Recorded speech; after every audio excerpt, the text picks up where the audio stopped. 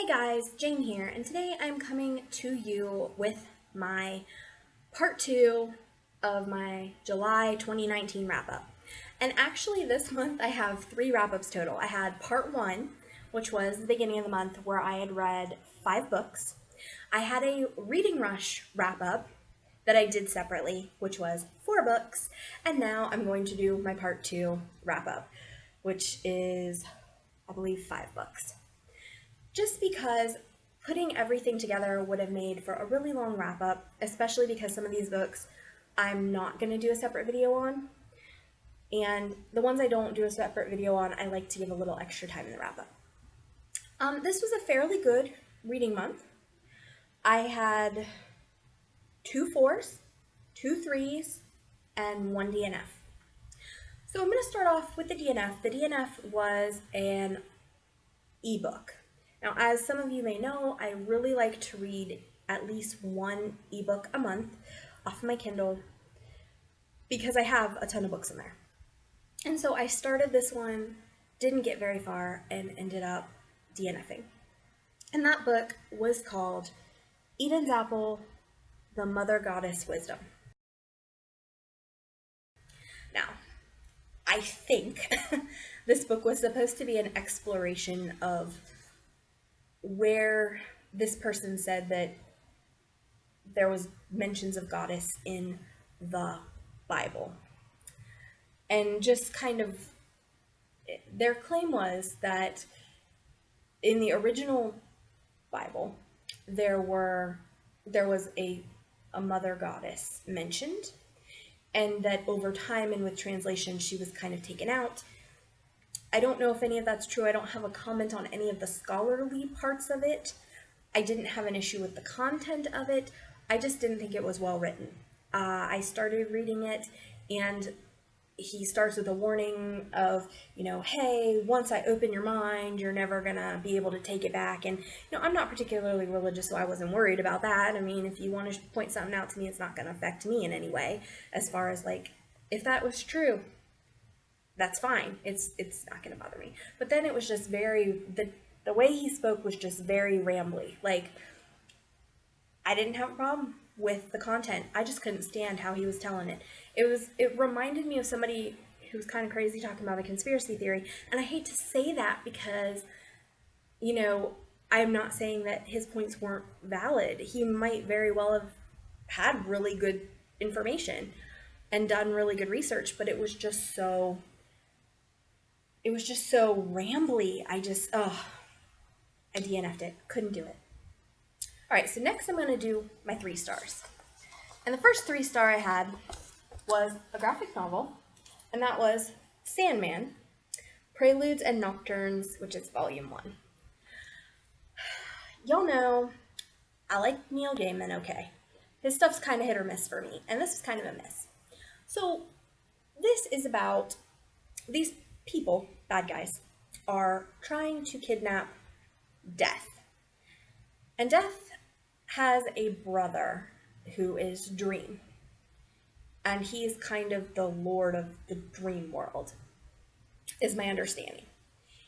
And so they end up catching him instead. And it's about him being captured, him being escaping, and his revenge afterwards. And it was okay. I will say I like graphic novels and I like comics, but growing up I was more of a Marvel reader than a DC. So I feel like I missed a lot of stuff in this book because a lot of DC characters show up and I didn't know who they were. I knew from looking at them or hearing their names vaguely who they were, but I thought the book would have made a lot more sense had I been a DC comic reader and more into the DC universe. I also just had kind of a hard time following some of the stuff that was happening in the book. And there were moments in the book too, this I will warn you is not one I would read at work. I read it at work, maybe not the best choice. For those of you who don't know, I answer phones at work, and sometimes during the wee hours of the morning, there are no calls, and we are allowed, our manager has given us permission to bring books and read if there's no other work to do. So, I did have this not a great at work read, just saying. There was some really cool stuff. The artwork is beautiful. I mean, especially in the later part. I love his sister and how she's drawn. But yeah, just gorgeous, gorgeous artwork. And some of the stuff was cool. Like, we met Cain and Abel in the Bible. So they had like a little time where they showed up. There's also some really cute quotes in here. One of my favorite quotes from this whole thing is he is talking to Lucifer, like the devil Lucifer. He's in hell. He says, and the devil's basically being like, what power do you have? You're just a dream. Not quite God, but whatever they are. And Dream says, ask yourself, all of you, what power would hell have if those here imprisoned were not able to dream of heaven? And I just was like, man, that is a good quote, and that's a good point. So I really enjoyed some of the quotes. This had some brilliant stuff happening, and it was a little bit too broad for me, maybe. I did enjoy it. I don't know if I'll continue it. I had some trouble following what was happening, and I would have loved it a lot more if I could have had an easier time figuring out what was going on and who was who. And, it just took a lot more work than I was able to give it. So, 3-star. My next 3-star was an audiobook. A big, honkin' audiobook. 17 discs long. It was, let me see how many hours. I feel like forever. 20 hours. 20-hour long audiobook. And I felt every minute of it. Okay, so this book is about, as a child, Laurel witnesses her mother commit murder. She's an adult now, and her mother is dying of Alzheimer's. And she's trying to figure out why her mother killed the person that she killed and how she feels about it. And so she's digging into her mother's past and uncovering stuff. This was not a bad book, it just wasn't the right book for me. It is extremely, extremely slow. Extremely slow. There is not much to the plot other than we're going to hop around time and see, like, the past and the current and the past and the current. There's a ton of time jumping, a ton of characters, and it just was kind of slow. And then once we did get to the end, I'd already kind of guessed the twist. And it was fine. I felt like they kind of in this book were doing we're gonna do this. Oh, wait, no, we're not. Oh, yes, we are. So, like, there were times that I was like, I'm pretty sure I know what the twist is. And then somebody would say something or do something, and I'd be like, well, okay, maybe not. And then the twist happened, and I was like, okay, so we did do that.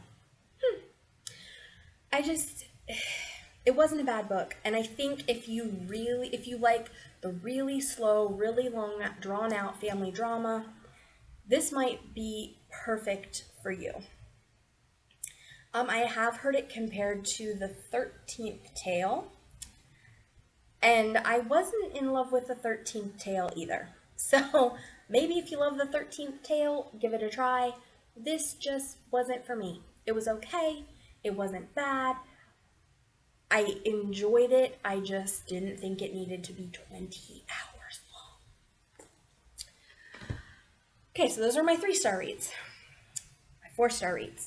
There's 2 of them. A graphic novel. This is Comics for Choice, and this is just comics about different issues with abortion. It's different character stories about their abortion experience, or working at abortion clinics, or trying to continue to keep abortion accessible for women.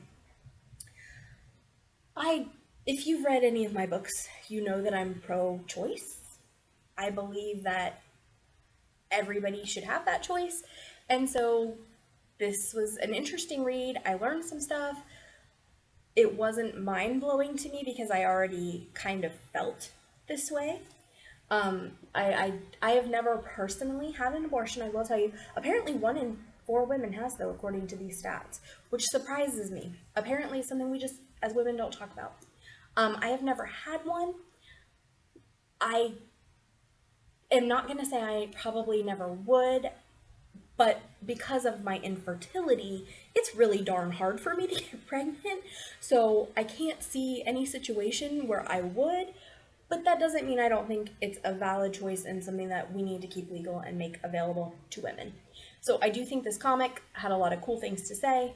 I enjoyed it. It was good. 4 out of 5.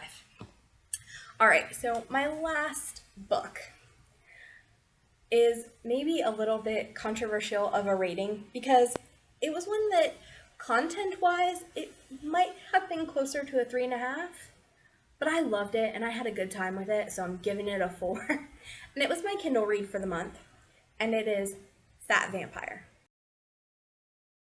by Johnny B. Truant.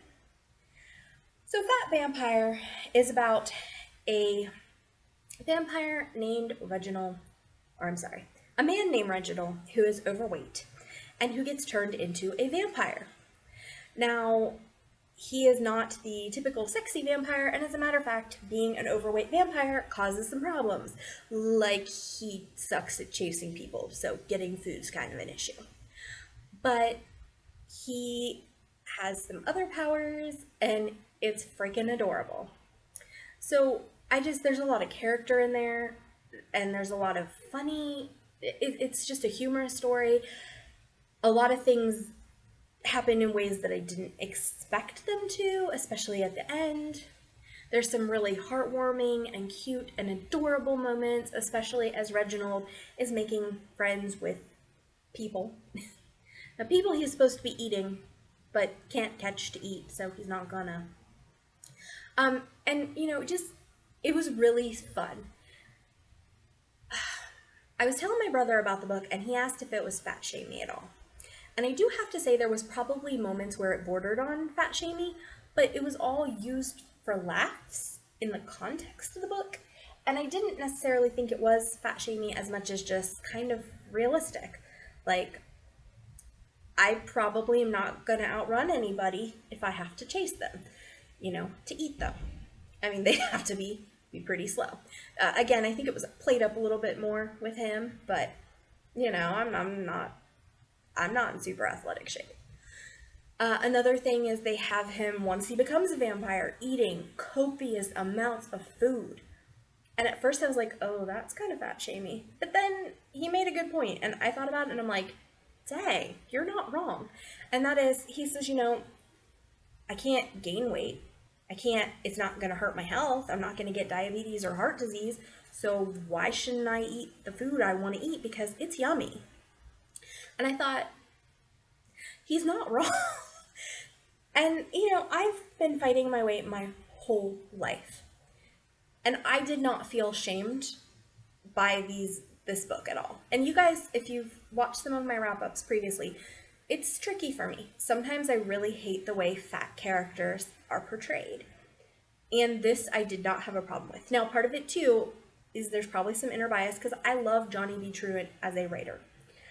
I've read several of his books. I think he has got a great writerly voice. He's entertaining. I genuinely just enjoy his work. So there's probably a little bit of the bias in there too as to why I liked that book so much. But I had a good time with it. So if you're looking for something comedic that, that you can maybe relate to if you're a little bit chunky, it was worth it, and I really had a good time with it. So those were my July 2019 reads. What did you read in July? Did you enjoy it? What was your best read? How about this? What was your best read and your worst read of July? Put them in the comments. Also, my social media is down there if you would like to connect with me off of YouTube. Additionally, If you'd like more content, remember to hit the subscribe button if you haven't already. And finally, and I'm going to start adding this at the end of my videos because shameless self-promotion seems like not a bad idea when you're an author. I write books. I write romance. If you are a romance reader and would like to check out any of my books, many of them are free if you have Kindle Unlimited. So my author page is down in the links. Check out what I've written. Download a sample. See if you enjoy it. If you've got Kindle Unlimited, read it for free. I would love to hear if you enjoyed it. My books are a little zany, a little crazy, but my hope is that most people do enjoy them and have a good time with them. All right, guys, this is Jane. Talk to you next time. Bye.